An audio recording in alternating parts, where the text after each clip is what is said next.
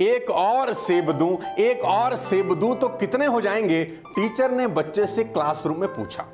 बच्चे ने कहा मैडम 4।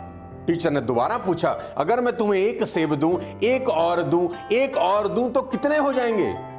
बच्चे ने कहा मैडम 4।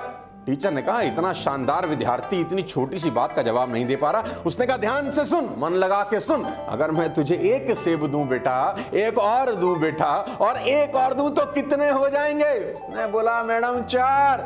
टीचर को बहुत गुस्सा आया। उसने कहा सवाल को ट्विस्ट करते हैं। उसने क्वेश्चन ट्विस्ट किया। उसने कहा बेटा अगर मैं तुझे एक संतरा दूं, एक और संतरा दूं, एक और संतरा दूं तो कितने हो जाएंगे? बच्चे ने कहा मैडम बहुत आसान है, 3। मैडम ने कहा अरे ये क्या है? उसने फिर से पूछा, अगर मैं तुझे एक सेब दूं बेटा, एक और सेब दूं बेटा, एक और दूं तो कितने हो जाएंगे? उसने बोला मैडम 4।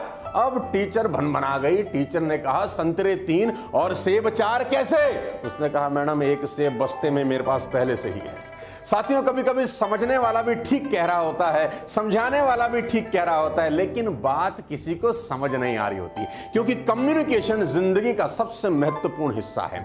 मेरी बात ही कोई नहीं समझता, मैं अपनी बात किसी को समझा ही नहीं पाता, मैं कहता कुछ हूं, लोग समझते कुछ हैं, क्या करूं, कहां जाऊं? अगर आपके साथ भी कुछ ऐसा ही है तो आज का वीडियो कमाल कर देगा आपकी जिंदगी में। आपने देखा होगा साथियों कि कुछ लोग हर मौके पर सही बात कहकर दूसरों को इंप्रेस कर लेते हैं। कुछ लीडर्स अपनी स्पीच से सामने बैठे लोगों को मंत्रमुग्ध कर देते हैं और लोग उनका कहना खुशी खुशी मान भी लेते हैं। ये सभी बोलने की कला में माहिर होते हैं। अगर आप इसमें कच्चे हैं तो आप परिवार, ऑफिस, सोसाइटी में ज्यादा फेमस नहीं हो सकते। और तो और प्यार में भी सफलता की पॉसिबिलिटीज बहुत कम है।